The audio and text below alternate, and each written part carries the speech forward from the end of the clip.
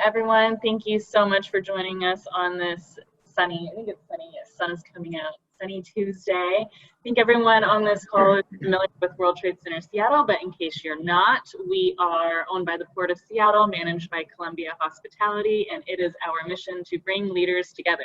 So that happens through educational programs, social programs.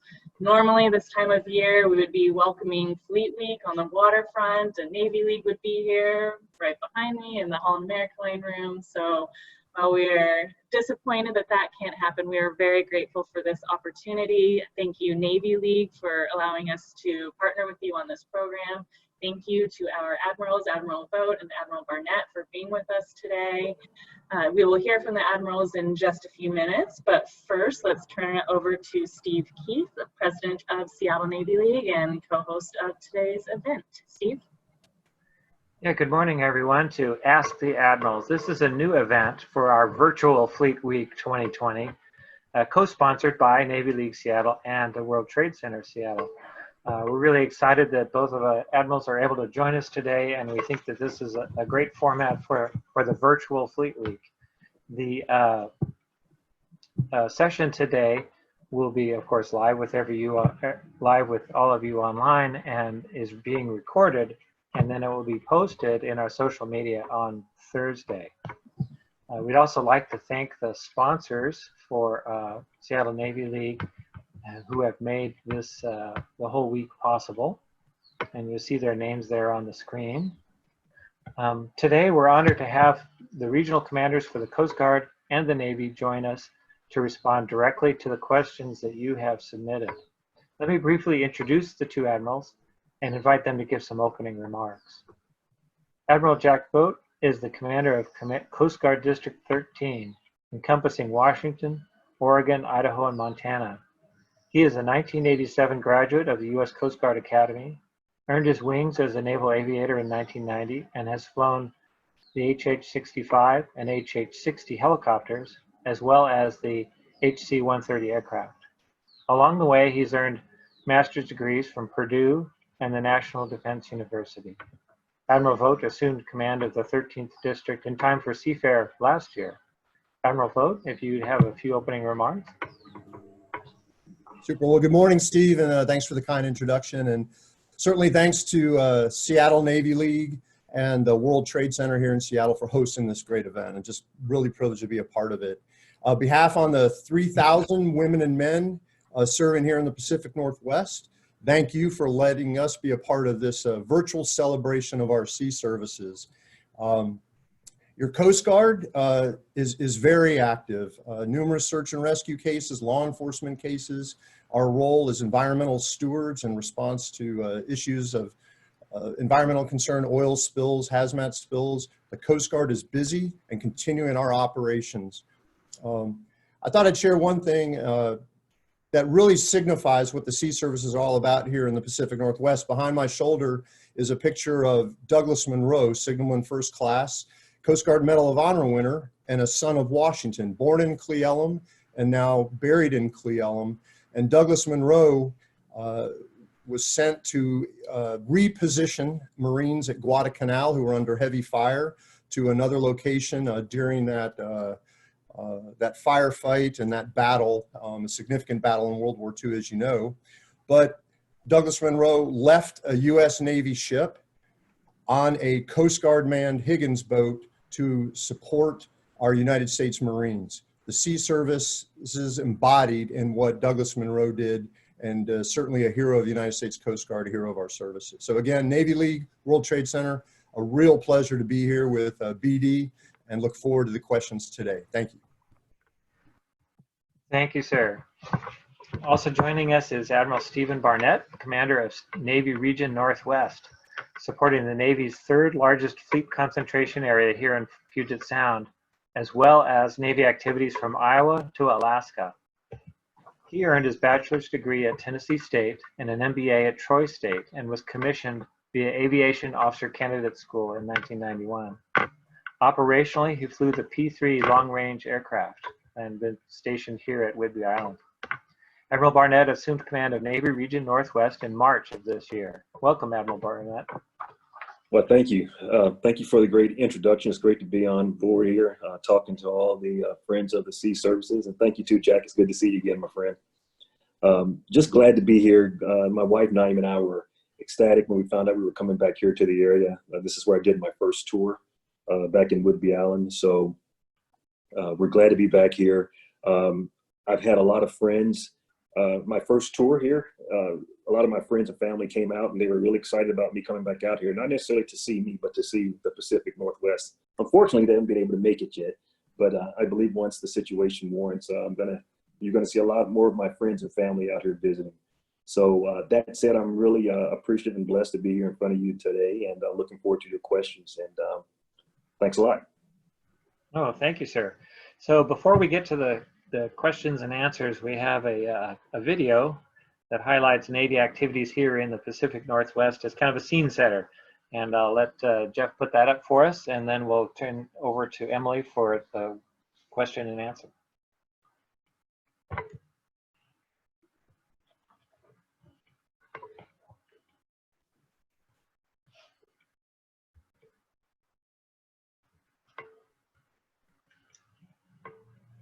We'll give Jeff a minute to try and pull up the video. It was working perfectly before this started. Of course. And also, I realized during introductions, I forgot to introduce myself. So my name is Emily Cantrell, and I'm the director here at World Trade Center Seattle, and will be moderating the Q&A portion of this program.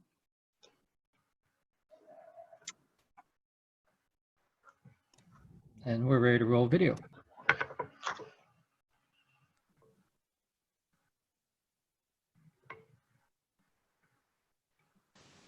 Hello, I'm Rear Admiral Stephen Barnett, Commander of Navy Region Northwest. I wanted to share with you a little information about your U.S. Navy here in the Northwest region. Navy Region Northwest has more than 200,000 sailors, civilian employees, military family members, retirees, and contractors across our 11-state area of responsibility, including right here at Washington State. Our presence in Puget Sound dates all the way back to 1841, and we are proud and feel fortunate to call this beautiful, beautiful place home. We have 4 major installations here in the Puget Sound area: Naval Air Station Whidbey Island, Naval Station Everett, Naval Base Kitsap, and Naval Magazine Indian Island. And we have various home-ported operational platforms, such as aircraft carriers, guided missiles, destroyers, submarines, the Ohio and the Seawolf, the EA-18 Growler, the P-8 Poseidon, which is a multi-mission aircraft, and our search and rescue helicopter, which performed over 40 missions to rescue folks right from our local communities last year. We care a great deal about the communities in which we live and work, and we do our best to support our shared environment. These Navy installations underpin the economic stability of our neighborhood communities. Even though sometimes the economy fluctuates, we contribute more than $10.7 billion to the state economy each year, and we generate nearly 80,000 jobs. The world is changing rapidly, and our nation is facing complex maritime security challenges. Your U.S. Navy is working to defend our nation from harm, to protect the American people, and preserve our way of life. But we could not accomplish this mission without the support of people like you, our communities. Your support means that we can continue to provide our men and women in uniform the vital training that they so desperately need to safely accomplish what our nation is asking of them. It is not only our duty, but our passion and our honor to serve and defend the American people. That is why many of us joined the Navy to begin with, to give back to this nation and serve a purpose greater than ourselves. We promise to continue working hard to deter aggression from enemies, to maintain the freedom of the seas, and to keep those global shipping lanes open to allow commerce to flow around the world, including our major ports here at Seattle and Tacoma. So on behalf of the entire Northwest Navy family, I thank you for your continued support of your U.S. Navy. Thank you. Excellent. Thank you, Admiral Barnett, for that video. Thank you, Admiral Vogt, for being here as well, and Jeff for playing AV. I know that can be a really stressful job during these. So let's get started. Admirals, if you had to sum up in one word or one sentence, what is the best part about being an admiral? I guess I'll go with that. We don't always get it right, but having the opportunity to serve those we are privileged to lead. Well, and I agree with what Jack said there, but I would also like to add that it's also a great opportunity to be able to make a change. And I think when you get to be where Jack and I sit, you know, we're afforded a lot of opportunities to make change, particularly when dealing with our, you know, with our community or with our actual service. So I think that's awesome. Thank you both. So first question that we will get to, and also if anyone attending would like to ask a question, feel free to put it in the chat box, or you can also use the Q&A function. We are monitoring both of those, but we did have questions that were submitted ahead of time during the registration process. So we'll get started with those while we monitor the chat. So first of all, there were a couple of COVID related questions. And William Larson from Larson Financial Group is wondering, since our Navy and Coast Guard can't really work from home during this time, what should we know about how your teams are dealing with it? Either one of you feel free to jump. Okay. Sir, I'll go ahead and go first then, I guess, that since you jumped on the other one. So we're handling it pretty well. One thing that I will tell you is that with regard to the Coast Guard and the Navy, so I'm speaking on behalf of the Navy here, is that we are operational 24/7. And around the world and around the clock, regardless of the situation. So whether it's a pandemic or whether it's any other type of similar situation, we just have to adapt to it, which is what we're pretty good at. So we're able to balance the mission essential personnel with also the mission that the tenants of our installations have. It hasn't been easy, but it's doable. What I've learned a lot is, and I'm sure Jack has also, is I've learned how to use Zoom, which I never had used before, and it actually creates you know, a better type of environment for me to reach more people. It's also identified some areas that we need to work on, such as our infrastructure for technology and things like that. So I think we're going well, and if we do have to, you know, telework again or go into a situation where we have to, we'll have the skill set that we can do. As a matter of fact, and before I dialed in here, I actually had a staff meeting, and I had 40 people on there. And then last week, I actually had an all hands with over 250 folks. So I'm actually able to reach more people by using this type of medium in the environment. But it hasn't been easy, but I think we're doing a good balance at it, and we're able to take care of our sailors and take care of their families. So that's what's important. Reaching more people, it's definitely a silver lining of COVID. It is, it is. Admiral Vogt, how about you? Yeah, great points, BD. I would echo a lot of what Admiral Barnett said, and would just add, you know, ironically, in this unique time in our nation's history, we are busier than ever, actually more busy than we've ever been statistically, with our search and rescue cases, our law enforcement missions in support of preserving our critical fisheries offshore and here in the Puget Sound, and then certainly in support of BD and his team and our friends in the United States Navy. Coast Guard forces provide the maritime security for our strategic national assets as they transit through the Sound and through the Straits out to conduct missions, global missions. Very proud of that.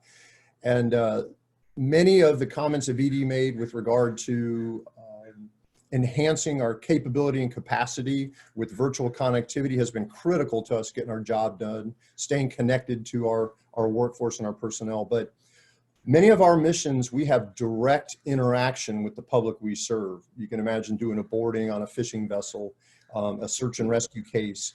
And early on in this effort, we made it a priority to ensure that our people had the proper PPE to wear, protective equipment to wear.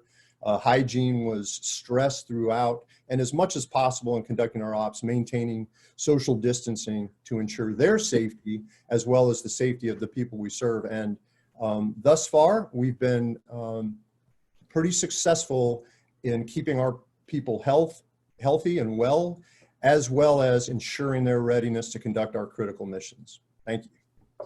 Perfect. So you actually partially answer the next question that someone had, which was around key successful measures with regards to controlling COVID-19 spread internally and externally. So it sounds like proper PPE, physical distancing. Is there anything else that you would add to that? Any extra steps that you've taken? Yeah, I could offer this as a comparative analysis. many of our units in the Coast Guard operate like a fire department. We have duty sections who stand the watch 24/7. They stand it overnight and they respond to search and rescue cases or law enforcement cases. And one of the things we've done within those rotations for our naval personnel, a port and starboard watch or a 1 and 3 watch, is devise alternate work schedules so that at our units, we divide up our crews in the situation where one person does become symptomatic or someone tests positive. We don't bring the whole unit down, thus ensuring our readiness. How about you, BD? Yes, sir. That's spot on. It's same here. We do things like, for instance, if our naval support personnel, our police officers are doing a turnover, we don't get together again and do the whole big, the police turnover. We do it outside. We do it spaced 6 feet between each other, so we don't, have that. Same thing with our CDCs, which are our child development centers and things like that. Is we have to maintain distance when we're doing turnovers. We do these things called cohorts, to where we, in addition to checking temperatures, we have a 5-list questionnaire that we ask everybody when they come in. Hey, have you been traveling? How do you feel? Then we take their temperature. So we ask those questions, we take temperatures, and then we can better judge things like that. Key to this has been both Jack and I's alignment with the state.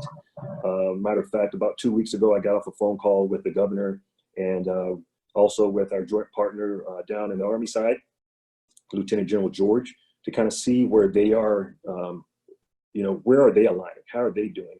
Unfortunately, a lot of times from all of us here, including Jack, we have to maintain a more restrictive posture than what may happen outside of the base or out in town. So that's been a difficult thing sometimes to explain to folks of why we have to maintain a little bit tighter control over some things that we do, whether it's getting haircuts,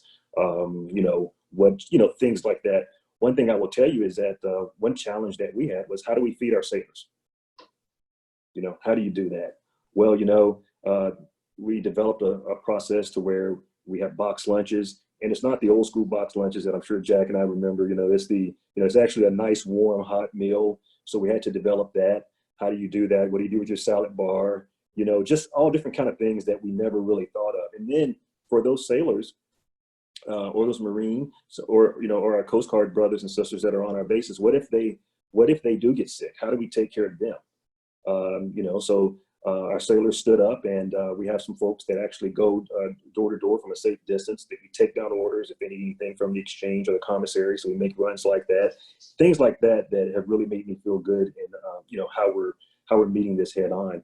And what it's created is when this first happened, I told my staff that there's innovation that we're going to find out through this process. So it's up to us to find those innovative points, put them in a lessons learned, and pass them down so we can, so I can pass them to Jack, or we can pass them down to Lieutenant General George, and place, and people like that, and pass it across the Navy enterprise. For me, I'm in communications with the other regimental commanders, particularly the ones from overseas. And if you remember, it moved this way from overseas. So I was able to kind of get a lead on some things that we could kind of, something as simple as ordering extra boxes for those box lunches, things like that. So it has been a challenge, but I think that we've risen to the challenge. Thank you for that. It's all really interesting, and it sounds like you've both done an excellent job adapting during these times. The last question that we received related to COVID, someone was wondering, with the current environment, do you think there will be any impact to military missions or deployments at home or abroad? For me, we haven't had any impact, and I don't anticipate that we will. Key to it is the communication portion of it. With respect to the installations, from my side of the house, I have to maintain a good communications with our sailors and their chain of command. So my counterpart up here, for instance, let's just say it's the PSNS or the shipyard, or whether it's Rear Admiral Perry from the sub side of the house. If they have an issue, we immediately swarm it, and we swarm on that issue. And if we need to separate people and get them to a safe place, so that's the key, which has kept our mission accomplishment rate very high. So I don't have any concerns on that. So over to Jack for his thoughts. Very much in the same vein, we are doing the same thing. As a matter of fact, just a week and a half ago, the Coast Guard Cutter Healy, one of United States' 2 icebreakers, departed for the Arctic, and we have one of our Coast Guard cutters is offshore right now, Washington, Oregon coast, conducting that vital fisheries law enforcement mission. But in both cases, we are getting the mission done, to specifically answer the question, but we are adding more time to the pre-deployment scenarios to conduct testing, to isolate our crews, to make sure that when they get offshore in that operational environment, that they are not impacted by COVID on board the vessel and then need to return. But we are poised to respond if that happens with crew swap outs or evacuate those crew members to make sure they get the health, the care that they need to ensure their safety and wellness. Thank you. Thanks. Emily, one thing I'd like to add that we're doing is something called sentinel testing. So what we're doing is with our operational assets, we're doing random testing. So we'll pick a group and we'll do a test and we'll see, you know, if there's any type of, obviously any positives, but any type of trend analysis that we can see from that. So, and then we pass that information along. Very cool. How long does it take for you to get your test results? Just curious. Yeah, that's, I think that's been a question for a while. I think last check, about a week, maybe. Okay. A week or less. But that's kind of where it's, what I've seen lately. Mm-hmm. Great, thank you. So moving on, one of our attendees is wondering if you can, this is for Admiral Barnett, if you can provide an update on the status of the SEAL training and growler noise issues. Larry from Navy League, he was asking what Navy League can do to support your efforts in obtaining state permission to use state parks for SEAL training and in resolving the growler noise issue at Whidbey Island. Okay, thanks a lot. That's a great question, Larry. First, I appreciate all the support that the Navy League has been providing to the main concern that I have is getting the truth out there. A lot of times, you know, things get out, they get in social media, you know, and it takes legs, and it's not necessarily the truth or all the truth. They're both two difficult issues to understand. So I definitely appreciate the continued support from the Navy League and just, you know, telling what the mission is and getting that word out. And for those who don't know, there's 2 items here. The special warfare training, you know, our SEAL teams that they come up from Coronado and they want to utilize some of our parks in our local areas because it's got very, very cold water and it's good for their training. So it's their final battle problem before they deploy to a colder weather area.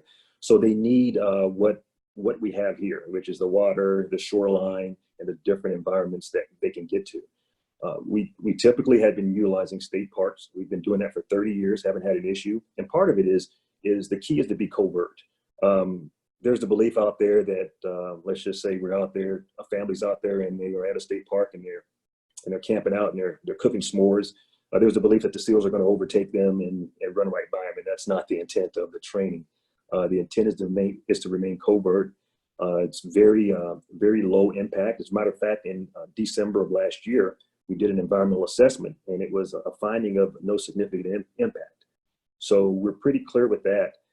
And my goal with both of these topics is to be, is to go above and beyond. So I'm trying to be transparent as much, well, I will be transparent as much as possible, talking to the community and everyone else that's involved because we have nothing to hide. So where we stand with that right now is we are waiting. We're still working with the parks, with the state park folks, with the commission to give them the information that they need so they can support our request. We're also working with any private individuals that have land in that area so we can work out leasing agreements with them on that. So we're tracking. It's a matter of fact, last week I talked to the State Parks Commission. So we're tracking and asking them what do they need from us to facilitate this. And I feel like we're giving them everything that we need right now. So the second thing is the growler noise. As you know, that's been a concern with a lot of the individuals here in the state, particularly up in the Whidbey Island area. So for those who don't know, the growler is our only platform that allows us to do that type of jamming training. It's the only place in the world, in the nation, where we can do that. And it's a joint asset. So there are other services that are utilizing that asset with us. And it's what the warfighter needs. So the National Defense Authorization Act 2020, the most recent one, it directed us to perform some sound level monitoring. So that's what we're in the process of doing right now. They also requested that we do it, that the monitoring happen at a base in California, so we can compare the two to see, what the noise levels actually are. So we're still tracking for that. We will be totally transparent with what the contractor, what the third party brings forth from the sound monitoring, and we're hoping to have that, I think, by the end of next year. So I think the sound monitoring systems will be going in place here soon by the end of this year, and we'll be tracking to provide as much information as we can. Thank you so much, Admiral Barnett. Thank you. Admiral Vogt, question for you. Rich from the Transportation Institute, he said that he's been told that the 13th U.S. Coast Guard District is the most environmentally responsible district in the nation and has the best record of spill prevention. He's wondering, why do you think this is the case, and also could it have anything to do with the value that the Pacific Northwest citizens place on our natural resources and marine creatures? Well, certainly thanks for that. Great question, Rich, and I'll take the compliment and pass it on to the team. We certainly make that a priority in this region, and Emily, the second part of that question makes the point. Without a doubt, throughout the Coast Guard, in our role as environmental stewards, safety and security in the maritime domain, we are absolutely enforcing the regulations to preserve our pristine environment, to preserve those fisheries. And the difference, in my experience, and this is a personal perception in my experience, the difference here is exactly what you said. Individual citizens and the maritime industry are personally committed, leaders in the industry are committed to preserving the environment in which they operate. And I think it really boils down to the fact that on these beautiful weekends, on these beautiful days, summer days here in the Pacific Northwest, we are all on the water. We are all enjoying the water and what it means to be a part of this Puget Sound, this Salish Sea community. And anyone who works in the industry feels the same way, and therefore on a personal level maintains their own level of stewardship and responsibility to preserving just this beautiful Pacific Northwest. So thank you, great question. Okay, so switching gears now, and Admiral Barnett, this one was directed to you, but I think both of you might want to answer this one. This comes from Anita from the Port of Seattle. And Anita says the Navy claims October 13th, 1775 as the date of its official establishment when the Second Continental Congress passed a resolution creating the Continental Navy. And Anita is wondering why, with the existing barriers, why does it take so long for women of color to advance? That's a great question. And what I'll tell you is that I won't begin to speculate about why it's taken so long. But what I could tell you is that as we all are aware, is that there's systemic racism in America and in the country. And there's gender inequalities across across the enterprise, both inside of the military and outside. And sometimes those biases come from outside, they come inside.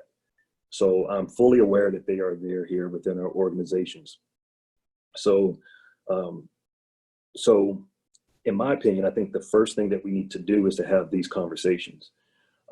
Right after the murder of Mr. Floyd, Chief of Naval Operations reached out, and he had a communication with the entire Navy.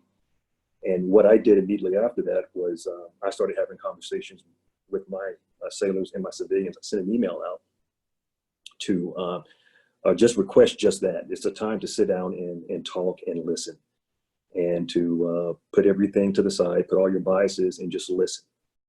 And that was received very well, I believe. I had a lot of comments back from individuals. And I also had conversations with folks that were, other flag officers too. And I was approached by a lot of other flag officers to have this discussion. And it was good to have this discussion to not just talk about race, but also about gender inequality and all the different isms. So I think we have some more work to do. And I think part of it is just the continued communications. On a second side, though, is to get at the systematic racism. The Navy has developed something called Task Force One. And what this task force is doing is it's getting at just the question that was raised. It started meeting this past, I think 2 weeks ago, and it has a due out to this. The first due out to the CNO is at the end of this week. And I think the final project is due out at the end of the year. And some things that they're trying to get at is recruiting, diversity training, detailing, which for us, that's how we assign folks to orders and where they go next, because you need to have those folks in the competitive job so they can continue to promote. Things like fitness reports, evaluations, promotions, advancement, military justice, is it fair and equitable across the Navy? And things like healthcare and and the differences in the healthcare. So we are looking at all of that right now. And I've got one of my mentors, Rear Admiral Alvin Halsey.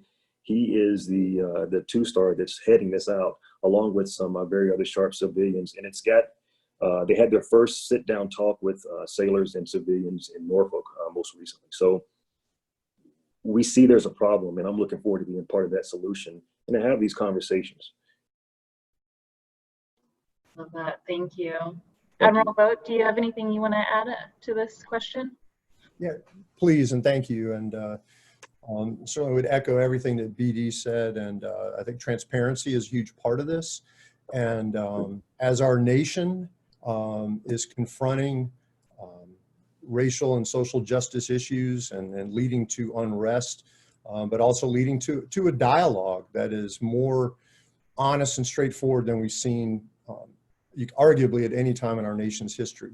Well, that is reflected in our Coast Guard as well. And as BD said, the Navy and the other branches of the armed forces are having those conversations. And part of that is just being honest with where we are as an organization. And factually, the United States Coast Guard has essentially the same percentage of African Americans in service as we did in 1970.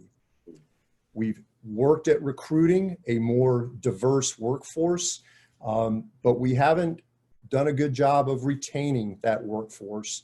And I think it's important for us, and what we're really focusing on is how do we create a more inclusive Coast Guard that welcomes everyone, so that those young women and men coming in the service now look up and see senior leaders who, it's just one element of diversity, but just don't see white males in leadership roles, but see an opportunity for them to move up and be a leader in our organization.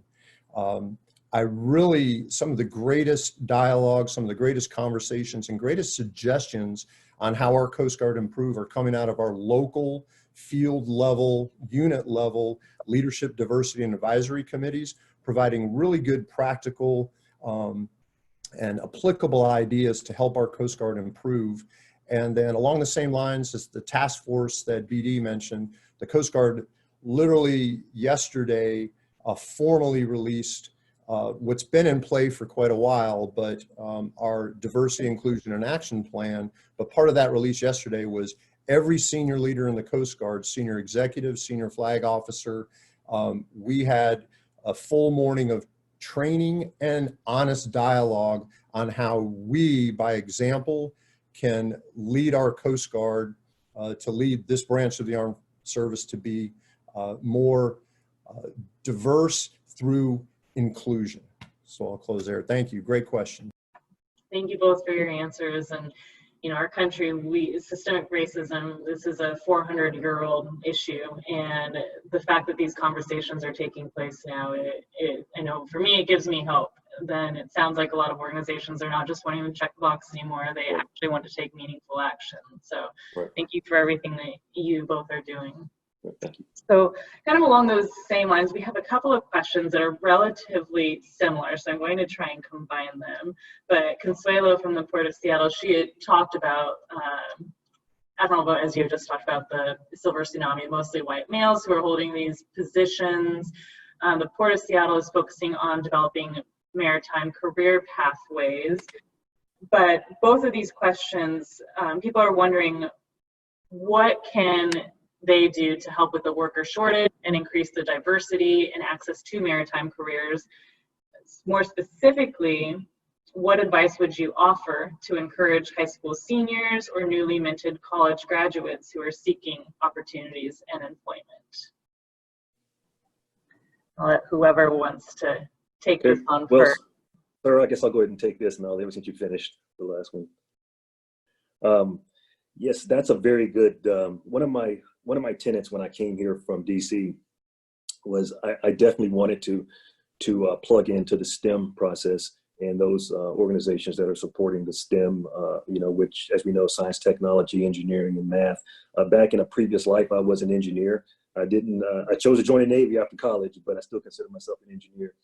And I understand how important STEM is in the process. If you look at the local community here, we'll take, for instance, Puget Sound Naval Shipyard. I know they are looking at how they can promote the best to bring into their organization. And from an installation or region side, we're just the same. So I know the hard part is that we are fighting with the other, there's a big race for talent. So the key is, how do we get at that talent? And we need to start early at that talent. I think if you're waiting for to the very end, if you're waiting to the end of high school, and if you're waiting to the end of college to get those, those sharp folks that give your organization lifeblood, you probably waited too long. Yesterday or last week, I actually did a Zoom mentorship session with a small group called the Red Tails, which it's an organization that introduces minority youth and majority youth to aviation. It was a great opportunity. I got a lot of hard questions. A lot of really, really hard questions that made me scratch my head. And so I think that's how we have to actually get at that, is we need to start early in introducing the maritime services to our community, to our parents, so we remain a viable option. We got to get in there early and get that done. So right now, I know that in the region, we have over 25,000 jobs. So I need sharp people. I need those folks in here helping me to lead the nation, to lead this region, and therefore lead the nation. I look at Puget Sound Shipyard, where I live. I live right here on the base. And I think they have 14,000 folks here. And whenever I'm driving into work every morning, I see them crossing the crosswalks. And it makes me smile, because these folks are going to work, they're building ships, they're working 3D printers, they're doing all kind of awesome stuff that I think that our youth definitely need to be a part of. So. Thank you. Admiral Vogt, any advice? Yeah, thanks, Speedy. And I would echo the same. Certainly within our organization, our partnership and education programs, we recently set up a partnering effort with the University of Washington, Tacoma, which is majority underrepresented minorities, to work with them on engineering initiatives and environmental stewardship issues that can help the Coast Guard, help the broader community, but maybe interest them in those maritime professions moving forward, and maybe the Coast Guard or the Navy as well. I mentioned that retention is an area that we, the Coast Guard, really want to focus on. Recruiting, we're doing pretty well. I will just say the Coast Guard Academy this past year graduated the most diverse class in its history, and the greatest number of females in the history of the institution. That's awesome. And part of keeping them, retaining them, is helping them understand, embrace our organizational core values of honor, respect, devotion to duty. What does it mean to serve? They have the affinity for service, but keeping them as part of our service is critical. And bring them in education, skill sets, growth, and knowledge.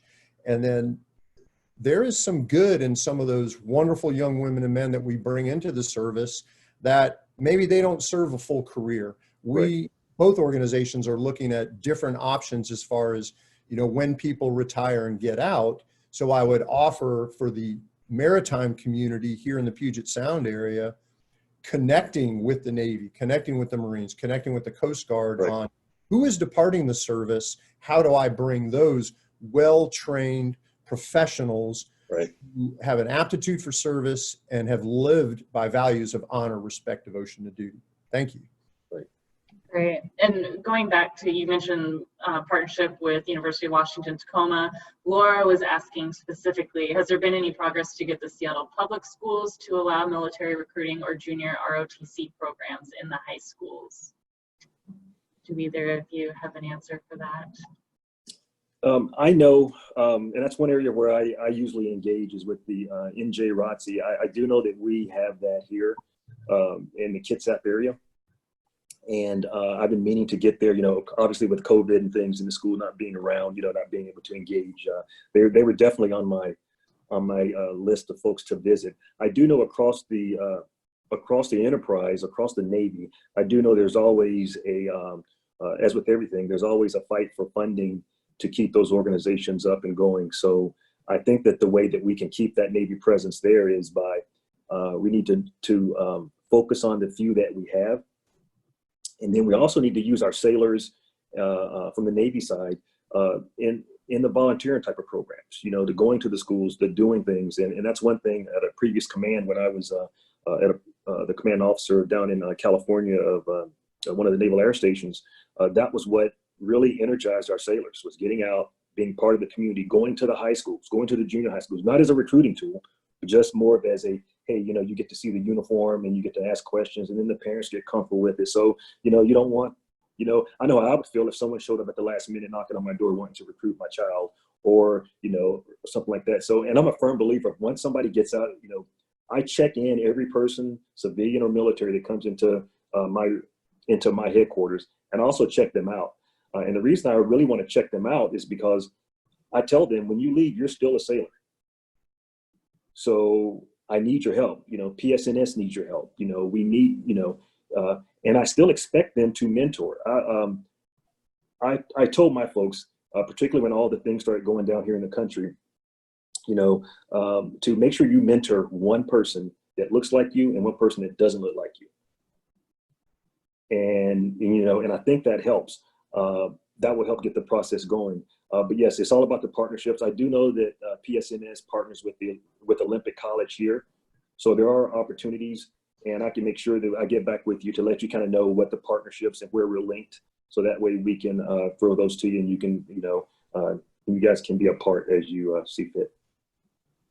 Thank you. And then a quick follow-up question on that. Scroll. So how do you see the engagement with the Sea Cadet program, and how do they stand out or perform for those who do enter the Coast Guard or Navy?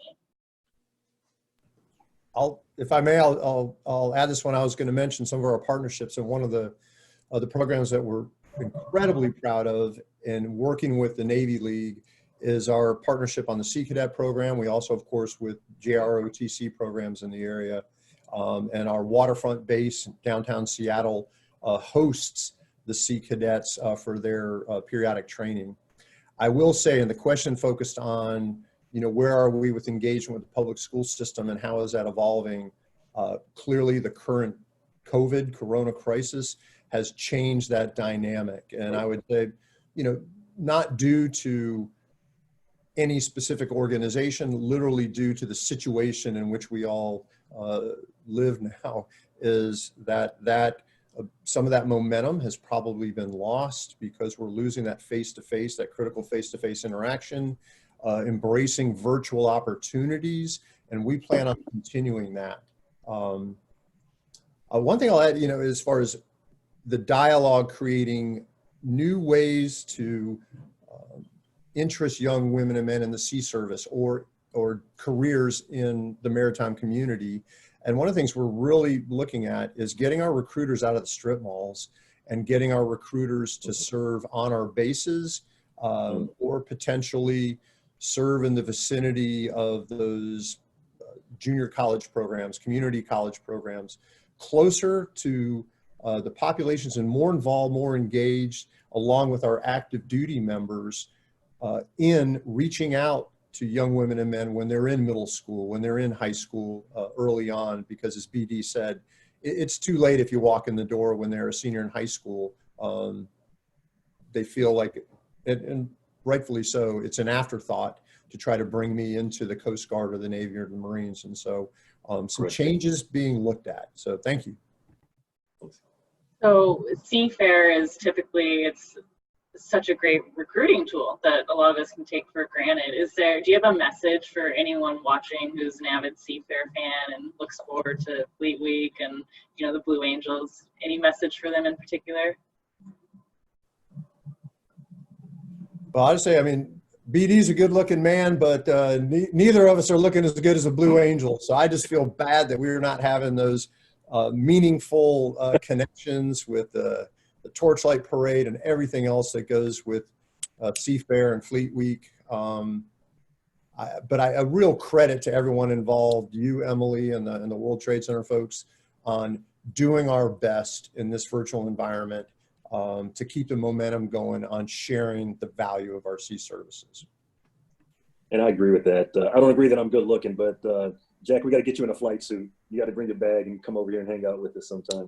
And I agree with everything they said. You know, I was really so looking forward to getting downtown and you know, walking around and shaking hands and visiting folks. And it's just a dream deferred. So next year, I'm sure we'll be tracking back and forth, doing things. And because, I mean, I don't want to say I like sitting behind a desk, but I'll tolerate it. But there's nothing better than getting down and you know, smelling some salt water and seeing some ships and meeting who we serve. Because as I said in the video, that's why we do it. You know, that's exactly why we do it. And it recharges our batteries.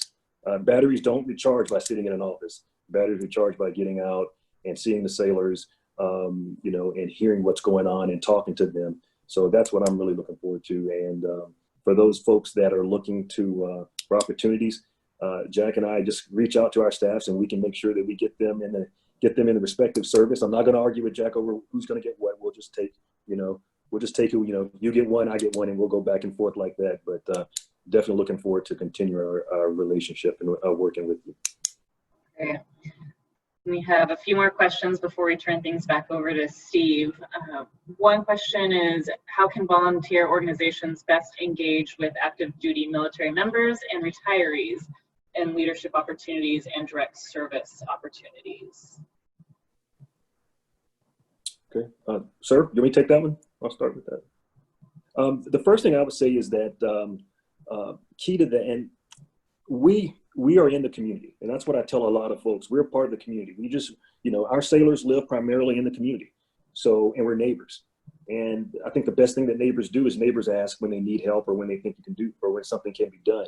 So just ask a sailor, particularly like I was told when I was coming up in the Navy, go ask your chief. So I would say the first place to start will be at an installation or that command with that senior enlisted advisor, that CMC, that senior chief, that will then point us in the, you know, get you pointed in the right direction. You can always ask an installation CO or XO or somebody of that nature, but I would say you start at the junior level and work your way out, because our sailors are looking for things like that. I mean, and that's one thing that I really miss doing is, you know, going out and, you know, visiting schools, you know, volunteering, doing things, painting houses, doing things, which is what was part of Fleet Week. You know, I was looking at some of the Comrail things that we did last time, and it was just like, you know, that's what we really like to do. So just reach out and let us know. And I can't imagine that anyone would say no. A great answer. I love that response and would echo that. And really not an issue with many of the people that are online today, certainly our Navy League, because our Navy League goes above and beyond in supporting the sea services, right, reaching out and making those connections on a volunteer basis. So thank you for that. And it is true, our very similar to the Navy, but to some extent even more so. We don't have the large base construct, and so almost every single active duty Coast Guard woman and man is living in the community, either single or with their families. And I think it's, and we see that time and time again, being neighborly and reaching out, and hopefully you see the same thing from our armed forces personnel, and contributing to their local community, giving back, the ones who are volunteering and coaching and doing those things. And again, a lot of that challenged right now in the world in which we live, but I've never seen a greater group of volunteers than those who wear the uniform, and certainly as well as our Navy League, World Trade Center, and partners. So thank you. Thank you. And one question that Laura Mathers asked that I'm sure we are all wondering, how can we best support the men and women in our community serving our country? How can we help you? Well, I guess, sir, I'll take that one in. I would say from the Navy point of view is if you could just keep our story out there, keep what you're seeing the sailors doing. And the key, like I mentioned earlier, is the accuracy of it. A lot of times things get out there and they get legs and it gets into I call it into the Google machine or the intranets, and it just goes and it takes legs of itself. And you're like, well, that's not necessarily true. Now, and a lot of the topics and things that we do and discuss are very difficult, like I mentioned earlier. But key is that if you could just tell the Navy story and then if, and point folks, back to the source, back to the Navy if they need good questions. We have a great public affairs team. We have guidance out there that we can easily share and make those available to folks just so we can get the truth out there. And I'll throw it over to Jack for his points. No, I think the ongoing efforts of everyone who's joined us today, especially through organizations like the Navy League and Sea Cadets, maintaining that connection, that connectivity. But I tell you, in the current environment, one area that's really coming to bear and to create a challenge for our Coast Guard, especially our Coast Guard families, and I'm sure the Navy's the same way. When that icebreaker Healy departed for the Arctic, when our Coast Guard cutter departed offshore or headed overseas, conducting operations in the Eastern Pacific or the South China Sea, your Coast Guard is there. They left behind their families, they left behind their loved ones. And one thing in particular, with many, many school districts announcing changes to their approach to school in the fall, we have many young families who rely on both parents providing income or both serve. I just welcomed a new young officer to our unit, and her husband is an officer serving with the Navy up in Whidbey. And both committed to serving our nation, to serving our communities, but they have children. And how do they manage school? How do they manage childcare? And looking for those opportunities in the communities, people who are online today who know about possibilities as our COVID social distancing and safety protocols allow us to maybe branch out a little bit more.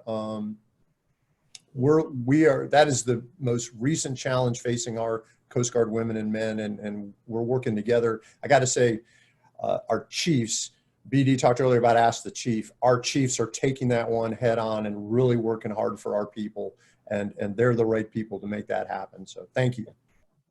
Thank you both. And final question before we turn things back over to Steve to close this out. We'll be respectful of everyone's time. Is there anything that you wish we had asked that we did not? And if not, you can leave us with one piece of advice, a takeaway. But if there's anything that you really wanted to talk about and we didn't get to, please do. And Admiral Barnett, how about we start with you? How did I know you were going to start with me? So if there's one thing, first thing I would say is please, please, please wear a mask. Because that's I think that's very key to us getting back to whatever that new normal is going to be. And the second thing I will say is that I truly appreciate the opportunity to be here in the Pacific Northwest and to be serving with you guys and to be serving for you. I get to work with great Americans like Jack, and it's just an awesome opportunity. Like I said, help us tell our story, help us tell the Navy story, and we are so appreciative. I know I'm personally appreciative of the Navy League. Wherever I've been, they've always been a staunch supporter of the Navy and our sailors and our families.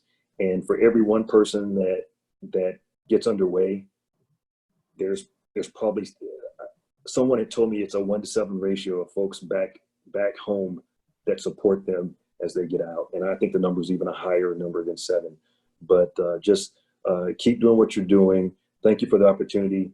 I couldn't think of a better place to be, and I'm looking forward to once this kind of clears up for me getting down and getting around the city and seeing each and every one of you guys. So thank you. Thank you, Admiral Barnett, and thank you for going first so many times during this program. I'm the junior guy. I'm the junior guy. I can see Jack telling me to go. Admiral Vogt, any final words from you? No, I will say, and thanks, PD, for going first, but you wowed them with your answers, so you left me speechless, man. Nothing to say, but well done. I would just like to add, just for awareness and information, the Coast Guard is very excited. I know the Navy is looking at repositioning some assets up to this region in the coming years, but we are bringing the first of our 3 polar security cutters are coming to downtown Seattle. The Commandant's made a decision. We are actively working the shore infrastructure requirements there in partnership with many in the maritime community, certainly the Port of Seattle, the Northwest Seaport Alliance. We are also bringing our offshore patrol cutters, our newest class of cutters, multi-mission, conduct all of our missions here in the Pacific Northwest, but they'll be able to operate in the Bering Sea fisheries, traverse the Pacific to support our national defense, national security goals overseas. And then finally, our fast response cutters, which are going to be force multipliers here, especially in the Pacific Northwest. We are excited that they're going to be based here in this region. We're bringing them in. The Coast Guard is moving ahead, and it's exciting for everyone on board on the call today who cares about our sea services and cares about a working waterfront that contributes so much economically to this great and beautiful region.